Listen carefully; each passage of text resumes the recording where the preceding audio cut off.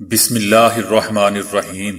السلام علیکم دوستو، دنیا بھر کی خبروں میں آج آپ سنیں گے، لیکن اس سے پہلے اگر ہو سکے تو لائک، سبسکرائب اور بیل آئیکن کا بٹن ضرور دبا لیں۔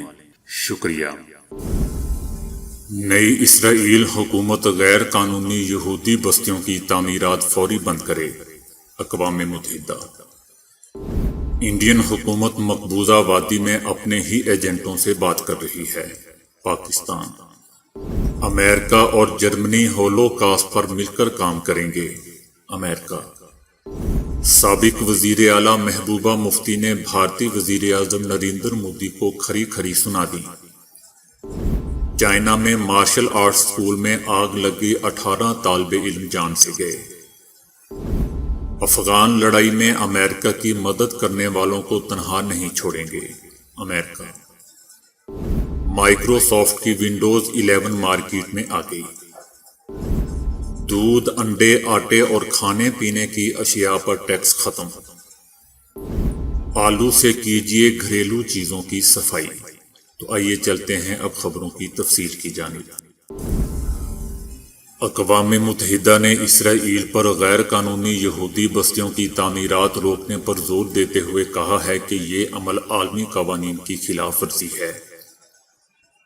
اقوام متحدہ نے اسرائیل کی جانب سے مغربی کنارے اور مقبوضہ بیت المقدس میں غیر قانونی یہودی بستیوں کی تعمیر کو عالمی قوانین کی سنگین خلاف ورزی قرار دیتے ہوئے نئی اسرائیلی حکومت پر زور دیا ہے کہ وہ غیر قانونی یہودی بستیوں کی تعمیرات کو فوری بند کرے۔ اسرائیلی بستیوں کی کوئی قانونی حیثیت نہیں ہے، لہذا ان کی تعمیرات روکی جائیں۔ اسرائیل کی جانب سے مقبوضہ بیت المقدس میں 540 گھروں کی تعمیرات اور چیک پوسٹ کی منظوری دینا انتہائی تکلیف دہ عمل ہے۔ یہ تعمیرات نہ صرف عالمی سطح پر بلکہ خود اسرائیلی قانون کے تحت بھی غیر قانونی ہے۔ مشرق وسطیٰ کے لیے اقوام متحدہ کے ایلچی نے کہا کہ میں ایک بار پھر اس بات پر زور دیتا ہوں کہ اسرائیلی بستیوں کی تعمیرات عالمی قوانین اور اقوام متحدہ کی قراردادوں کی کھلی اور سنگین خلاف ورزی ہے۔ اسرائیل کا یہ طرز عمل دو ریاستی حل سمیت دیرپا اور جامع امن کی راہ میں بہت بڑی رکاوٹ ہے، لہذا ان بستیوں کی تعمیرات کو فوری روکا جائے۔ انڈیا کے زیر انتظام مقبوضہ وادی کے رہنماؤں کی وزیر اعظم نریندر مودی کے ساتھ دہلی میں 3 گھنٹے جاری رہنے والی میٹنگ کے بعد ان رہنماؤں نے کہا ہے کہ مودی حکومت مقبوضہ وادی کو ریاستی درجہ دینے کے لیے تیار ہے۔ کانگریسی لیڈر غلام نبی آزاد نے کہا کہ ہم نے میٹنگ میں 5 مطالبات رکھے، جن میں سے جلد ریاستی درجہ دینا، جمہوریت کی بحالی کے لیے اسمبلی کے انتخابات، مقبوضہ وادی میں ہندو پنڈتوں کی دوبارہ آبادکاری، تمام سیاسی رہنماؤں کی جیل سے رہائی اور ڈومیسائل رولز شامل ہیں۔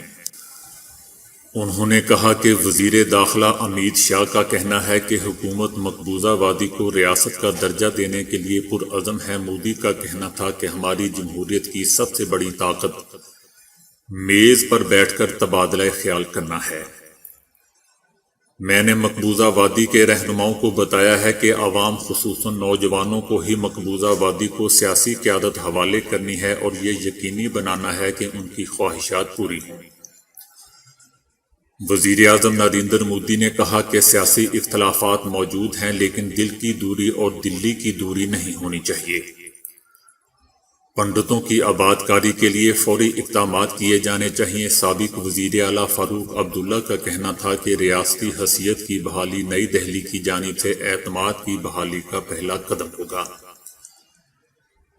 دوسری طرف پاکستان نے جمعرات کو رد عمل دیتے ہوئے کہا ہے کہ پاکستان مقبوضہ وادی میں صورتحال کا باریک بینی سے جائزہ لے رہا ہے اور مقبوضہ وادی سے زمینی حقائق حاصل کر رہا ہے۔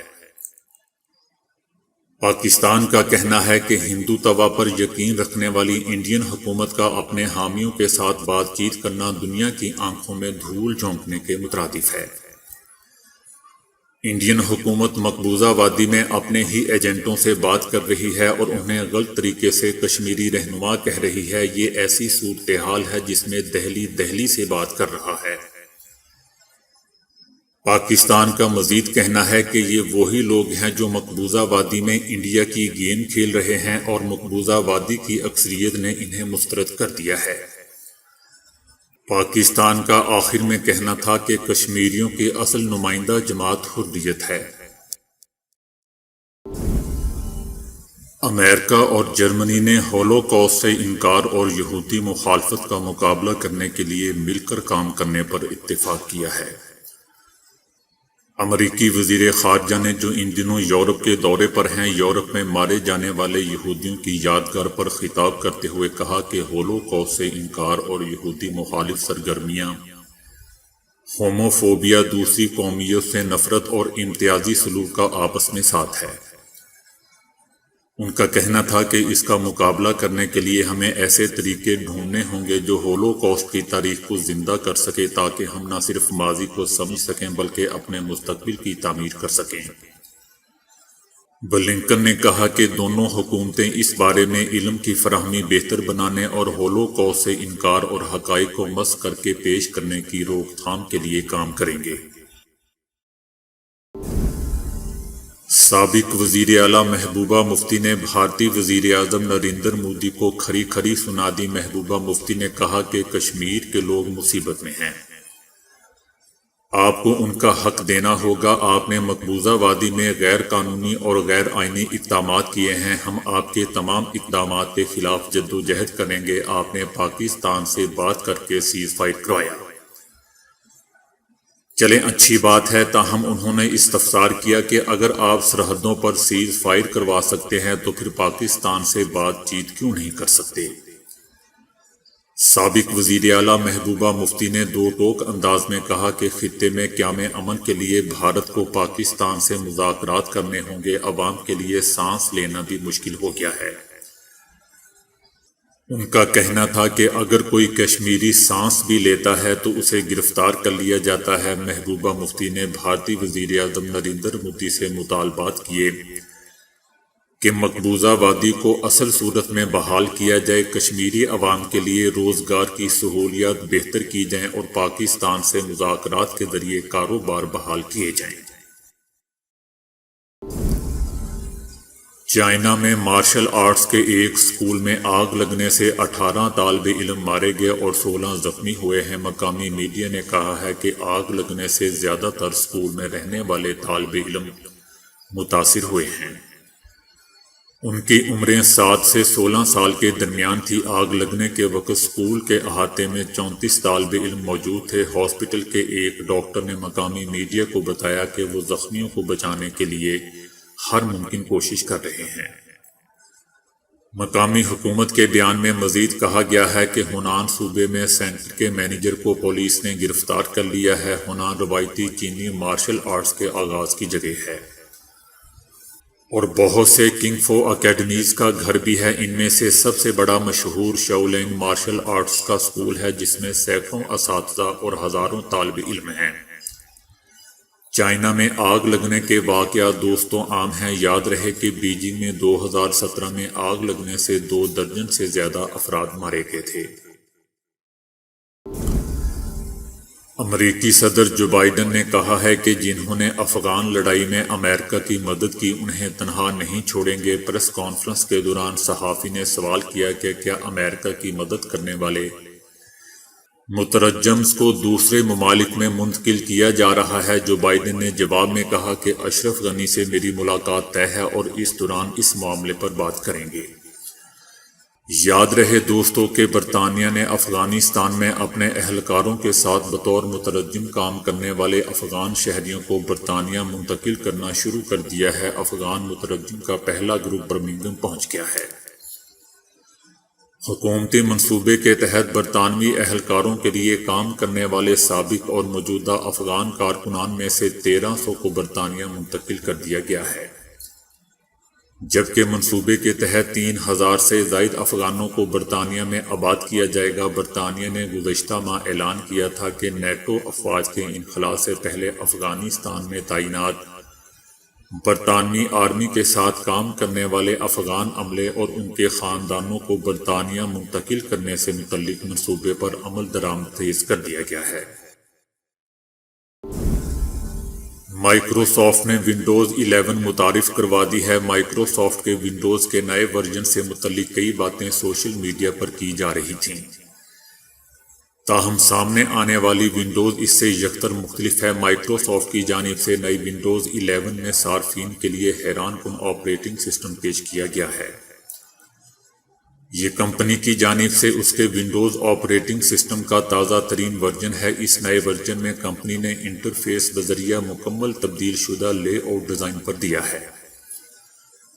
کمپنی کی جانب سے اسے ری ڈیزائن کیا گیا ہے، جس کے نتیجے میں اس کی کارکردگی میں بہتری لائی گئی ہے۔ اس میں ایک مکمل نیا سٹارٹ مینیو، ونڈوز سٹور اور ریفریشنگ ڈیزائن شامل کیا گیا ہے۔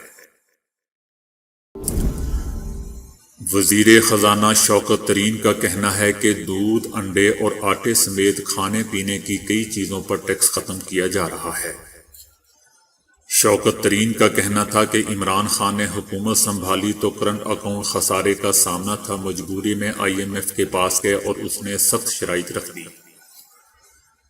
IMF نے گیس بجلی کی قیمتیں بڑھانے کا کہا اور کہا کہ پیسے تب تک نہیں دیں گے جب تک شرائط مانتے ہیں۔ IMF کی شرائط سے ترقی رک گئی تھی۔ ان کا کہنا تھا کہ عمران خان نے مشکل حالات میں دلیری کے ساتھ سخت فیصلے کیے۔ وزیر اعظم نے کمال حکمت عملی سے اس وبا کا مقابلہ کیا اور مکمل لاک ڈاؤن کی بجائے اسمارٹ لاک ڈاؤن کی پالیسی اپنائی۔ GDP کی شرح اندازوں سے بڑھ کر 4% تک پہنچ گئی اور عمران خان کے کورونا کے حوالے سے اقدامات کو دنیا بھر میں سراہا گیا۔ ان کا کہنا تھا کہ ہماری کوشش ہے کہ ٹیکس لگانے کی بجائے ٹیکس دہندگان کو بڑھایا جائے۔ اگر کوئی بہت بڑا ڈیفالٹر ہے اور وہ بات نہیں مانتا تو ہمارے پاس کوئی اتھارٹی ہونی چاہیے۔ دنیا بھر میں اس معاملے پر گرفتاریاں ہوتی ہیں۔ 800 کی بجائے 1000 cc گاڑیوں پر ٹیکس کم کر رہے ہیں۔ SMS اور انٹرنیٹ پر کوئی ٹیکس نہیں ہوگا۔ 5 منٹ سے زیادہ کال پر 75 پیسے ٹیکس لیں گے۔ غریبوں کو کاروبار کے لیے 5 لاکھ روپے کا بلا سود قرض دیا جائے گا۔ صحت کارڈ بھی شہریوں کو دیے جائیں گے۔ کسان کی مصنوعات پر ملک بھر میں ایگری مالز بنائے جا رہے ہیں۔ کیا آپ جانتے ہیں کہ بچوں اور بڑوں کی ہر دل عزیز سبزی آلو کھانے کے علاوہ صفائی کے کاموں میں بھی نہایت ہی مؤثر ہے؟ کورونا وبا کے بعد چشمہ لگانے والے افراد کو جو سب سے بڑا مسئلہ درپیش ہے وہ ماسک کی وجہ سے چشمے پر آنے والی دھند ہے، جو انہیں کچھ دیر کے لیے دیکھنے سے محروم کر دیتی ہے، اور ایسا ہی کچھ معاملہ ساحل سمندر پر بھی ہوتا ہے۔ اس مسئلے کا حل آلو میں پوشیدہ ہے۔ بس آلو کاٹیں اور انہیں شیشے پر آہستگی سے رگڑ دیں، کیونکہ آلو میں موجود نشاستہ شیشے پر دوبارہ دھند نہیں جمنے دے گا، لہذا آلو کھائیں بھی اور لگائیں بھی۔ لوہے پر سے زنگ ہٹانے کے لیے آلو ایک بہترین نسخہ ہے۔ آلو کو 2 ٹکڑوں میں کاٹیں۔ اب اس کی سطح پر برتن دھونے والا صابن اور بیکنگ سوڈا لگائیں۔ اب اسے زنگ پر اس وقت تک رگڑیں جب تک وہ مکمل طور پر غائب نہ ہو جائے۔ اس کے بعد اس جگہ کو پانی سے دھو کر خشک ہونے دیں۔ آلو میاں سلور کے زیورات اور برتنوں کو چمکا کر نئی چمک دھمک عطا کرتے ہیں۔ آلو کو ابالنے کے بعد اس پانی کو پھینکنے کی بجائے محفوظ کر لیں۔ اس پانی میں نشاستے کی بھاری مقدار پائی جاتی ہے اور اس سے چاندی کے سامان پر لگنے والے داغ بآسانی صاف ہو جاتے ہیں۔ چاندی کے برتنوں یا زیورات کو اس پانی میں کم از کم 1 گھنٹے کے لیے بھگو دیں۔ خشک ہونے کے بعد پھر دیکھیں، ان کی چمک بالکل نئے کی طرح ہو جائے گی۔ چھوٹے داغ دھبوں کے لیے آلو میاں بخوبی صاف کرنے کی صلاحیت رکھتے ہیں۔ آلو کو آدھا کاٹ کر اسے داغوں پر ملیں اور پھر دھو لیں۔ اگر ضرورت ہو تو یہ عمل دوبارہ دہرائیں۔ تو دوستو، آج کے لیے اتنا ہی۔ ویڈیو کو لائک اور شیئر کرنے کا بہت بہت شکریہ۔